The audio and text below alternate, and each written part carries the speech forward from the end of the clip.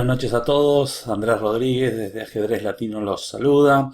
Aquí estamos con el último resumen del campeonato argentino que finalizó hace un ratito con la victoria de nuestro amigo y colaborador de Ajedrez Latino, nuestro gran Diego Flores, en su séptimo campeonato argentino, una verdadera proeza. Ya están viendo ustedes en pantalla la tabla de posiciones. Realmente 9 en 11 en un torneo de esta fuerza, invicto, es realmente impresionante. Tengo que destacar también a otros dos jugadores que para mí hicieron un torneo impresionante, que en este caso es Fernando Peralta. 8,5 en 11, era el actual campeón argentino, ahora le pasa la posta a nuestro Diego Flores. Y Fernando Peralta, bueno, 8,5 en 11, un torneo que jugó muy pero muy bien, incluso tuvo chances en la partida de la penúltima ronda con Diego Flores. Si hubiera ganado esa partida probablemente hubiera ganado él el torneo. Y incluso su única derrota fue aquella partida que ya comentamos, aquella catástrofe con Tristán, donde él realmente jugó muy pero muy bien y después en un momento de debilidad, como a todos nos pasan, se colgó un caballo y terminó perdiendo. Pero brillante torneo para él, creo que tanto Diego como él, cualquiera de los dos, hubiera sido un justo merecedor de la victoria en este torneo. Y en la tercera ubicación, otro jugador que debo destacar, no solo por su ajedrez creativo, a todo nada, sino porque hizo su tercer y definitiva enorme Gran Maestro. Con esto ya tiene el título. Bueno, es un jugador que por fuerza hace rato ya lo merecía. Mis felicitaciones personales para él. Después, como veremos en la tabla, Alan Pichot, de un torneo normal, diría yo. No destacó, seguramente él no estará conforme con su juego, pero puede haberlo hecho mejor.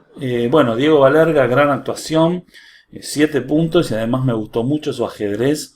Realmente creo que incluso estaba para hacer algún punto más en el torneo. Excelente torneo, muy contento con mi amigo Diego Valerga por su vuelta al ajedrez bueno, como digo yo. Venía de unos torneos más o menos, pero realmente en esta ha sido impresionante. Leo Crisa, de torneo regular, un torneo más o menos dentro de las expectativas. Perdió la última ronda, eso lo relegó un poco en la tabla de posiciones. Y luego en la segunda parte de la mitad de la tabla, Vittelmayer se recuperó hacia el final con 2 sendas victorias, Maxi Pérez con 4,5, Dolezal con 4, Pablo Acosta con 4 y Enrique Escarela con 1,5 y Andrés Aguilar con 1. Mis felicitaciones, fue un torneo muy duro, muchas partidas, mucha combatividad. Realmente les recomiendo para todos aquellos amantes del ajedrez que miren unas cuantas partidas de este torneo, de Flores, de Peralta, de Tristán, de Pichot, porque realmente hay muchas cosas impresionantes y muchos aprendizajes. Vemos rápidamente cómo fueron los resultados de la última ronda y ya pasamos a la partida del día en nuestro resumen para Ajedrez Latino. Aprovecho para recordarles que Ajedrez Latino nos pueden seguir desde nuestro sitio ajedrezlatino.com, las redes sociales y nuestro canal de YouTube /Ajedrez Latino. Bueno, aquí tenemos los resultados de la última. Ahí me quedó, a ver un poquito que lo acomodamos. Vamos ahí, ahora sí. Bueno, como verán, increíble última ronda. Esta debe ser una de las últimas rondas más combativas de la historia de los torneos cerrados.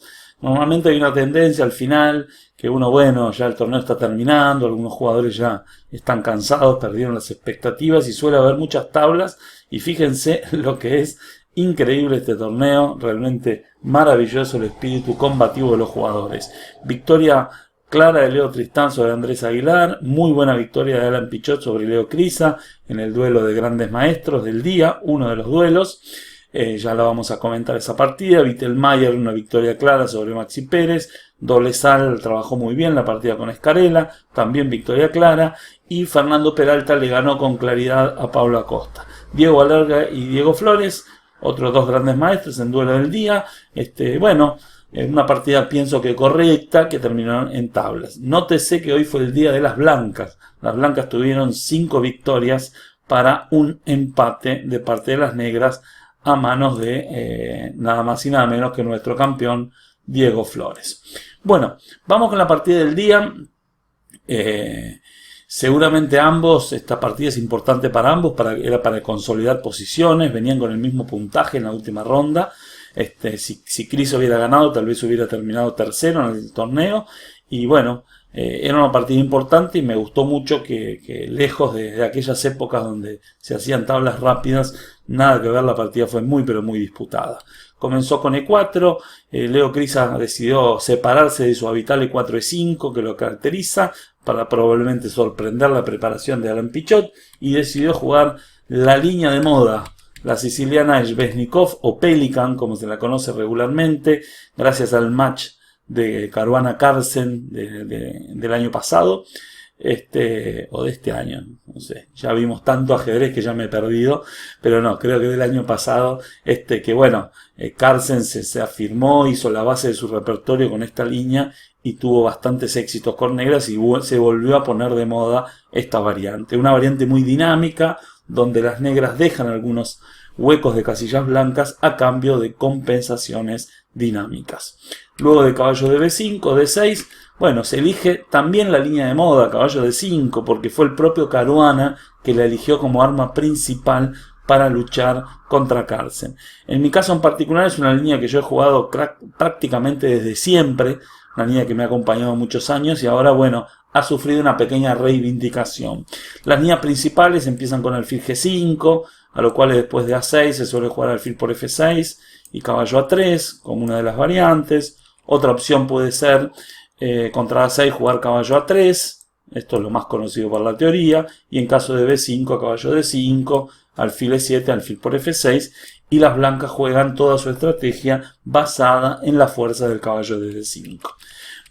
Bueno, caballo de 5 busca cambios inmediatos, como está amenazando el doble en C7, el negro se ve obligado a cambiar los caballos, y luego de E por D se bifurcan, se abren dos grandes líneas. Una es caballo E7, que fue jugada por el propio Carlsen con Caruana, y la otra es caballo B8, que es la que eligió Crisa en esta partida. Antiguamente se consideraba que caballo B8 era la mejor de las dos. Hoy en día la verdad que la teoría no se ha puesto de acuerdo. Se considera que ambas jugadas son perfectamente posibles. Les recomiendo para los que quieran de una partida buena de caballo E7. El año pasado en el torneo de Arica en Chile, el grandísimo Alexei Girov me ganó una brillante partida con esta línea del con negras, así que les recomiendo a todos que quieran verla, buscarla, porque bueno, fue una de esas famosas fuegos en el tablero de Alexei, donde más allá de yo, en mi caso haber perdido, me quedé muy satisfecho por ser parte de esa excelente partida. La idea del caballo en E7 suele ser dos, una puede ser por ejemplo contra C4, que es la jugada más natural, una puede ser caballo F5, con idea de jugar alfil E7 y enrocar rápidamente, y la otra que popularizó Carlsen es jugar con caballo G6, ¿no? Para luego jugar con alfil E7 y F5, y aquí bueno, hay una serie de complicaciones. H4 fue la que elegí yo con Alexei, dama A4 es la línea principal que se debatió en el match por el campeonato mundial. Muchas cosas para estudiar de esta línea. Como les dije, Leo Crisa elige caballo B8, la variante clásica, y aquí sí que se presentan dos grandes ideas. Una es la variante tradicional con C4, y la otra es la que eligió Alan, que es A4, la que también eligió Caruana en ese match y por supuesto en otras tantas partidas de Elite. En mi caso en particular también me parece interesante la jugada dama F3, que es una jugada un tanto engañosa, con idea que por ejemplo si A6 la dama puede trasladarse a la casilla A3, y en caso por ejemplo del alfil E7 existen jugadas como alfil E7 que crean verdaderas complicaciones tácticas. Otra línea muy instructiva también para los amantes del estudio de las aperturas. En este caso, como les dije, Alan decidió por A4, la línea más posicional. Bueno, se desarrolla rápidamente las piezas, enroque, bueno, caballo D7. Una de las ideas centrales de la variante caballo B8 es que este caballo se debe reubicar más adelante, normalmente bien hacia el flanco de rey por la casilla F6, o a veces, como sucedió en esta partida, se traslada hacia el punto fuerte C5. Alfil D2. Esta jugada al jugador que por ahí no tenga tanta experiencia le parece un poco curiosa. Creo que Caruana en una de las partidas con Carlsen utilizó una idea parecida. Lo que el blanco quiere es jugar a 5, para luego provocar a 6 e iniciar una maniobra con caballo A3 seguido de caballo C4. El problema de esta posición es que precisamente el peón de A5 se estaría cayendo. Entonces la idea central de alfil D2 es tratar de jugar a 5, y tener muy bien defendido este peón. Por eso, con muy buen criterio, a mi entender, Crisa juega A6 rápidamente y a caballo A3 juega A5. Muy interesante esta secuencia. Yo estuve profundizando un poquito después de la partida, de una posición que, como les dije, yo ya la he jugado y la conocí. Me parece que esta línea, a pesar de todos los huecos importantes que deja, porque no podemos negar que la casilla B5, por ejemplo, es una gran debilidad en la posición, pero a pesar de todo me parece que es necesario, porque si no el negro se quedaría muy restringido en el flanco de dama. Bueno, aquí Alan tenía varias opciones, eligió por caballo C4, una opción muy interesante parecía ser colocar el caballo en B5 nuevamente, a pesar de la pérdida de tiempo, esta casilla se mostraba como una casilla muy estable. Finalmente Alan se decide por caballo C4 y luego de caballo C5, F4. Otra jugada muy característica. En esta línea de caballo de 5, como digo yo, el juego de las blancas muchas veces es comodín. Se puede jugar de los dos lados del tablero. Si bien la idea esencial a veces es ganar espacio en el flanco dama, esta reacción es bastante temática para obligarlo a las negras a tomar una decisión. En este caso, bueno, Crisa se decide por la jugada que, a mi entender, es más natural, que es E4. También era posible por F4, pero seguramente ahí luego de alfil por F4, Leo tendría miedo de que el peón de D6 le quedara como una debilidad permanente. Luego de E4 viene alfil C3, trata de mejorar la posición y Leo se decide por alfil F6, perdón, una jugada muy lógica. Y contra dama de 2 me parecía bastante natural que se produjera el cambio de los alfiles y luego, por ejemplo, jugadas como F5. Yo creo que esta posición las blancas probablemente tienen una pequeña ventaja por algunas debilidades que hay en la posición de las negras, pero a cambio mantienen un fuerte peón pasado en E4 que en algunas posiciones le puede resultar. Aquí Leo toma una decisión muy controversial. No estuve atento al tema de los controles de tiempo, no sé cuánto tiempo él se gastó, pero conociéndolo bien, me imagino que bastante tiempo, y decidió jugar E3. A ver, este tipo de jugadas es difícil. Ustedes, como verán la partida, pensarán, bueno, esto fue un grave error de Crisa. Yo en realidad no lo evalúo así. Conceptualmente me parece una idea interesante, ¿no? Sacrificar momentáneo un peón para ganar dinámica. Sospecho que en algún lado del cálculo Leo se debe haber equivocado, porque al final, y ustedes lo van a ver, se quedó con menos compensación de la que realmente hubiera deseado. La idea central es que en caso de caballo aquí, por ejemplo, pueden aparecer ideas como caballo E4, debilitando inmediatamente las casillas negras, y en el caso de que el negro juegue dama por E3, se pueden ganar importantes tiempos encima de la dama y abrir las diagonales. Una decisión muy valiente de parte de Leo, no funcionó en la partida. Creo que el análisis frío y la precisión de Alan al jugar esta posición dio por tierra con las expectativas iniciales de la idea de E3. Conceptualmente es una jugada que me gusta mucho, pero en la práctica el negro no logró demostrar que sea correcta.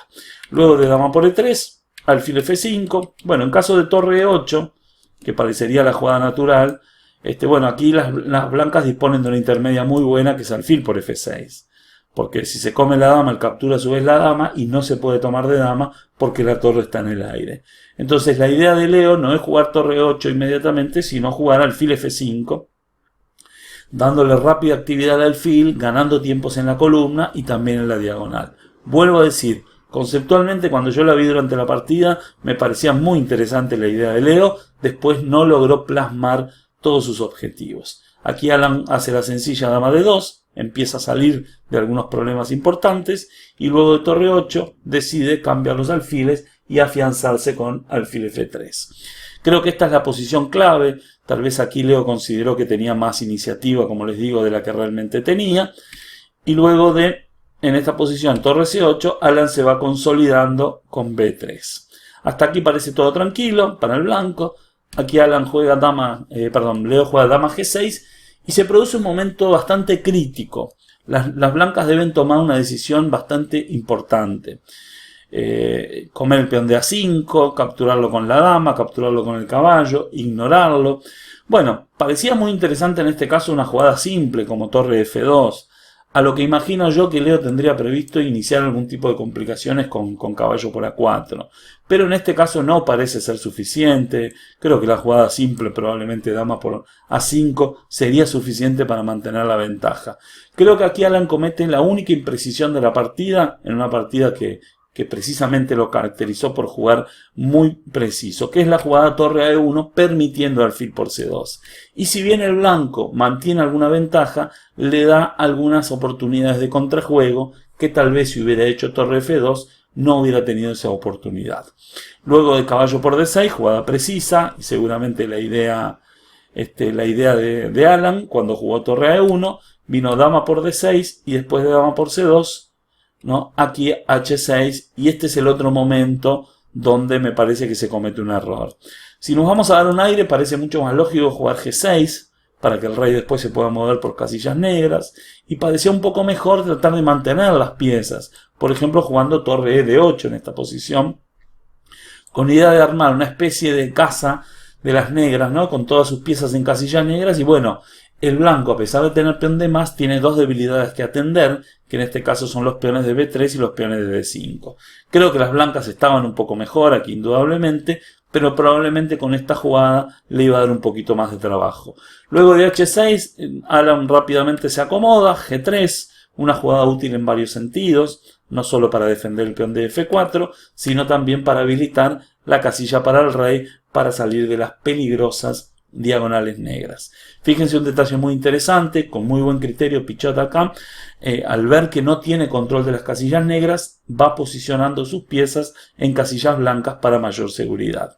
Luego de torre por E1, finalmente Leo decide jugar dama por B3, ¿no? Recupera el peón, pero aquí, excelentemente evaluado. Bueno, probablemente jugando dama por B3 también las blancas tenían alguna ventaja en el final, por la fuerza del alfil y la fuerza del peón pasado, pero aquí me parece que inicia un plan muy bueno con dama F5, pasando rápidamente las piezas hacia el flanco del rey. Y aquí Kriza comete probablemente el último error de la partida, juega torre F8, parecía que podía obtener más resistencia a torre D8, ya que el avance del peón blanco es muy peligroso, colocar la torre en D8 parecía adecuado, aunque luego de, por ejemplo, torre E7, es indudable que en esta posición hay mucha ventaja.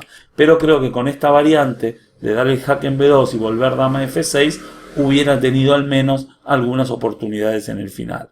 Luego de torre F8, que parece la jugada más lógica, Alan juega con mucha precisión D6, habilitando la casilla D5 para el alfil, amenazando el caballo de C5, y luego de caballo D3 empieza lentamente a perder el control de la posición.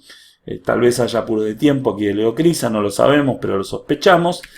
Torre 2 controlando a segunda fila, y ya parece muy difícil evitar las amenazas con, por ejemplo, alfil D5 o D7. Y luego de dama C3, alfil D5 y caballo B4. Después de alfil por F7, el último golpe preciso. En caso de torre por F7, torre E8 definiría la partida inmediatamente. Y luego de rey H8, D7, caballo C6, torre E8. Y decidió, en este caso, Leo abandonar, ya que los jaques no llevan a ningún lado porque el rey tiene una muy buena cobertura en la casilla H3. Brillante torneo, excelente, mis felicitaciones a todos los gladiadores que participaron, realmente un ejemplo de combatividad de este campeonato argentino absoluto, ojalá se vengan muchos más como estos, realmente le hacen honor verdaderamente a nuestro deporte ciencia.